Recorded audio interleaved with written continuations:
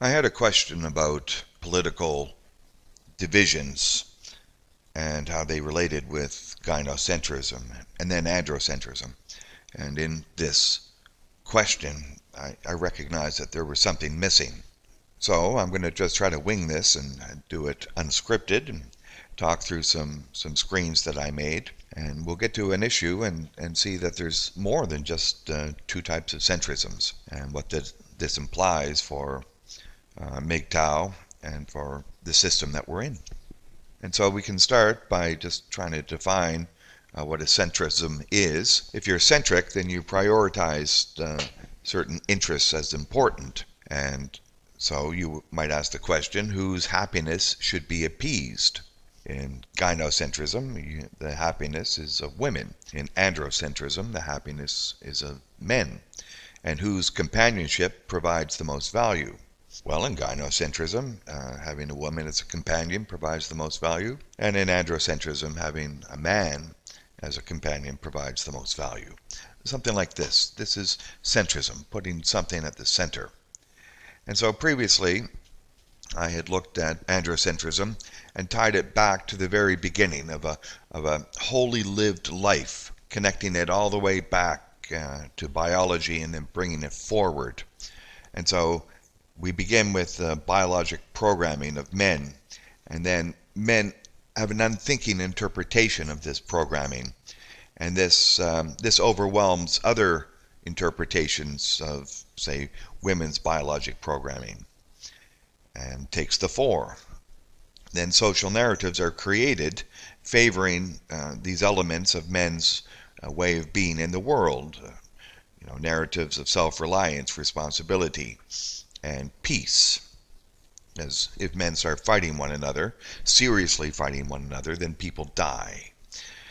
So we have to have peace. This is a realization that men want peace, peace with respect. And then if we have these social narratives surrounding men's way of being, then governments form laws and rules that will allow men to be men, and men won't allow other men to get certain unearned special privileges. And so governments will tend not to give special privileges. And finally, I'm suggesting here that the community is sustainable with any rich gaining extra wealth through production, through creating things. There will be an imbalance, and maybe that imbalance will become extreme. We don't, I believe, have much information on androcentric communities. But let's take a look at gynocentrism. We do have information about this. So there's biologic programming of women, and then women have an unthinking interpretation of their biologic programming, which overwhelms men's interpretation of their biologic programming and takes the center stage in the community. And this biologic programming for women is quite important because during childbirth they need extra resources, and so they will demand the resources come into them. They will take these resources. And additionally, if they lose access, then they will hypergamate and try to find another source for those resources. They can't make them during this period. They're vulnerable. And so they suck in these resources. Social narratives are created favoring the giving of these resources to women, such as chivalry, courtly love, things like this. And then government functionaries, because these social narratives exist, they will make laws to support this. And because women have the upper hand in this social narratives, that kings and then parliamentarians and then bureaucrats will wish to give women these extra resources to gain access to the women. And this leads to destructive competition amongst men to give these resources to women. And finally, the community becomes dysfunctional as everyone is competing to get these resources and give them to women. And this will result in great inequality. And this is, I think, what we see today. So let's put these two centrisms into a standard political breakdown. I took this one from factmyth.com, where we see on the bottom the equality paradigm with, well, moving from individuals to collectives or collectives to individuals. Going up and down, we have more authority to less authority. What we can start in the bottom right, and we see this less authority, and we have individuals as the focus, so we have a Ron Paul type of rugged individualism. And then up at the top, we have individuals in dominant control, so this would be an Edmund Burke type of conservatism with a king, an individual king in power. And then in the bottom left, we see a commune type of collective liberty where the group has some mild authority. And in the top left, we have an authoritarian left, which is like a communism. Although here, they put down FDR, Roosevelt. Well, here's an individual who stole all Americans' gold. It's hard to see that this is collectivist, but I suppose in someone's thinking.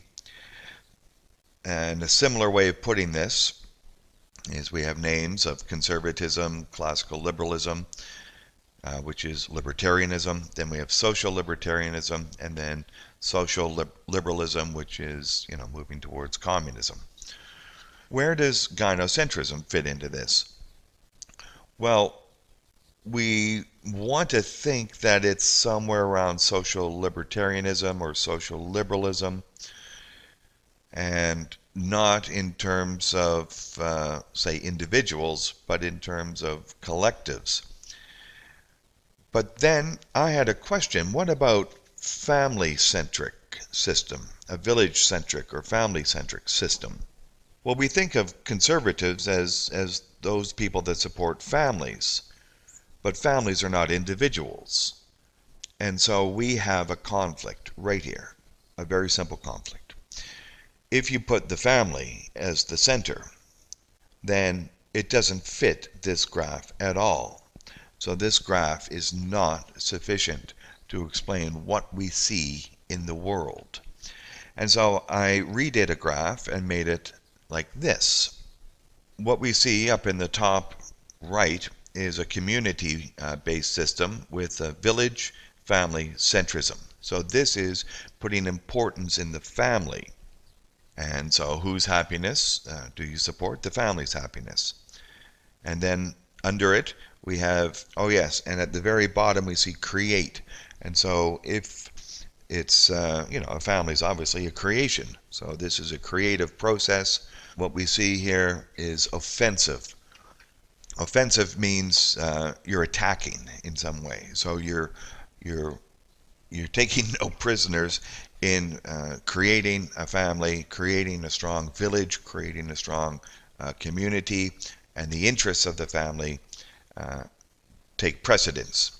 And you're actively doing something. You're actively doing something, putting the village or family in the center. Androcentrism is individual and it's defensive. So men create something and then they defend it. Then, under an individual as well, gynocentrism, where women take. So they take resources, they suck resources in, and women do this offensively. So they're on the offensive doing this. Then we have a collective, which is government centrism. So here, the government is in the center. So whose happiness do you want? Well, you want the happiness of the government. You want the government to have more power as a collective. And what we see today is the government's power is increasing, the family's power is going down. So it's not community. It's a different thing than a community. We have government centrism. Then another collective is a religious centrism, where religious ideas, which primarily point to otherworldly entities, and then try to manage affairs in the world. And so this is destructive of things in the world. They don't care about things in the world. They care about things outside of the world. But they're acting in a collective. And up in the top left, this is where things begin or where things end if they go badly, and that's chaos. And we'll get back and look at this, I believe, at the very end. So moving on to the next slide. This is just a refresh of androcentrism, and we have a representation of this. Warriors are not always the fastest or strongest of men. Warriors are those who choose to stand between their enemy and all that they love or hold sacred. So this is a representation of an androcentric defense. And so you defend whatever it is. And then the gynocentric view. And then we have a quote by Catherine McKinnon: all sex, even consensual sex between a married couple, is an act of violence perpetrated against a woman. And so here, women, at least in Catherine McKinnon's and others' opinion, women are individuals who are being attacked. And so, yeah, nasty. So, family, village-centric, village family-centric. What we have at the very root, you just are aware of the sustainability of having children, and this moves forward in time. And so we have an unthinking interpretation of this. This overwhelms both men's and women's interpretation of their biologic programming. So these different programmings are not important, so you don't really pay attention to them. And so men will sacrifice themselves for the family, things like that, and women won't be concerned with getting another pair of shoes. They'll be concerned about getting something for the kids. Okay. Social narratives are created favoring ideas like duty to the family or village, and the joy of having a family, and the needs of children. Okay. Government functionaries would then support families, providing everything that a family would need and not standing in the way of families managing themselves. And the community is sustainable with extra respect accorded to large families.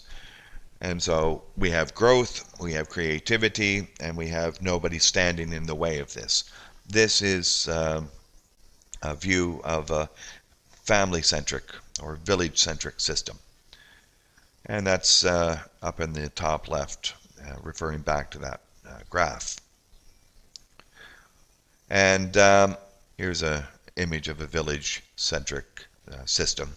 Lovely. Then we have a government-centric system where there's an awareness of power, and then that we have interpretations of justifications and uses of power overwhelming gynocentric, androcentric, family-centric interpretations of how the whole situation comes to them, and that we have an awareness of power itself. And social narratives are created to support and build a continuation of this power. So the people in the community would give their resources to increase the power of government. Government functionaries support greater government. So the people in government wish to support greater government and will do things to do that, like increasing taxes, creating laws that restrict people from, saying bad things about the government. Yeah. Community is consumed by all-encompassing government power. So government, because government is placed at the center, will then send tentacles into everyone's life, everywhere, all the time. And that's sort of what we see today. Here's a graph which shows collective authority at the top left.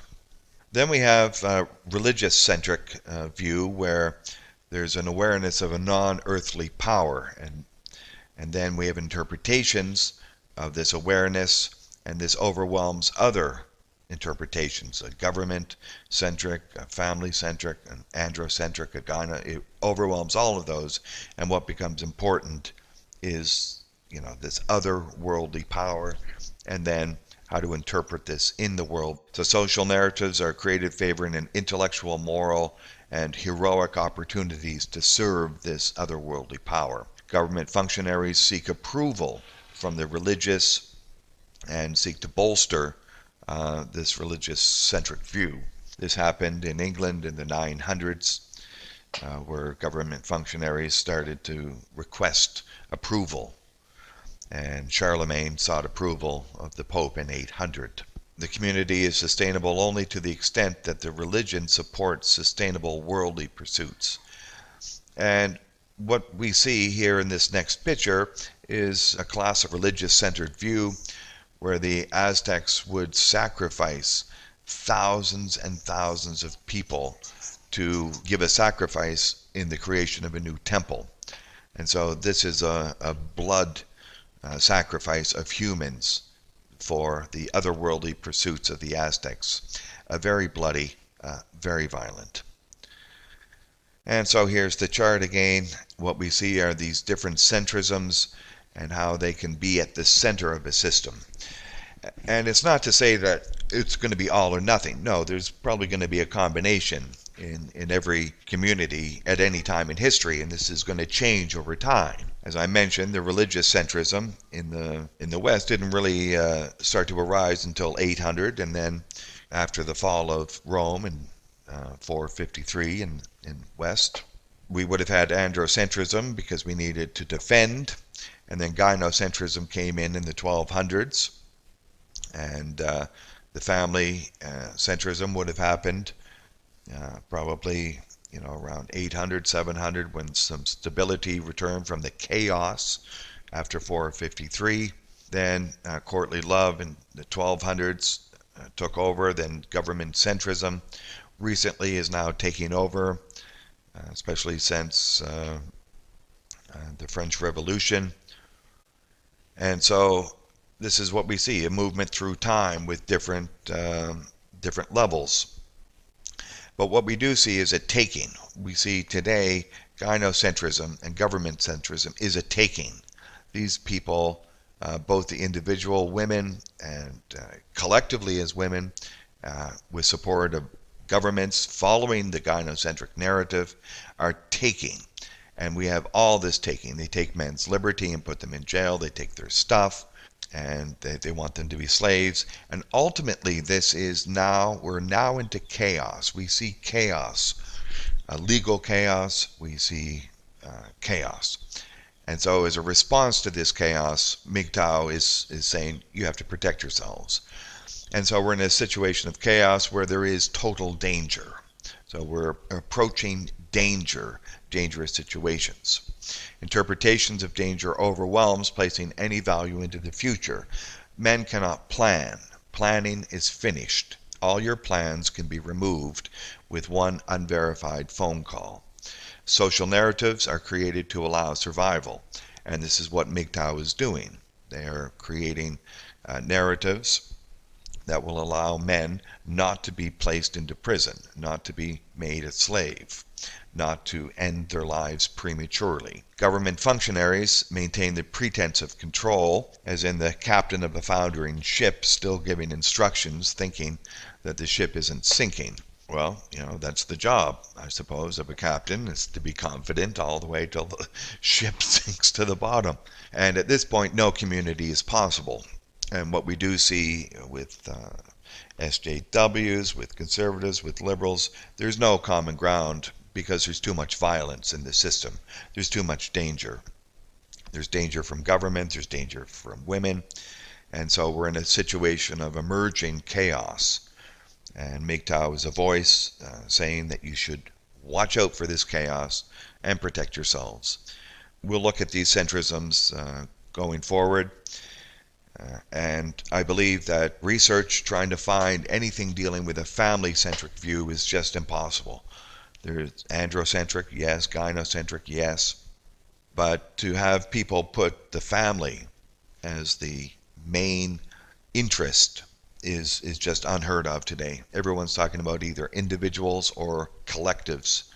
They're not talking about a natural entity such as the family. It seems to be wiped. And this is the main creative force for the sustainability of the community. And we can't find it. And thus we see the fertility rate below replacement for 2 generations in the West. And we can't seem to Google check and find anyone talking about families and sustainability. So that really makes sense. No one's talking about it. It's not happening. We're moving into chaos. It's unsustainable. Mgtow, be careful.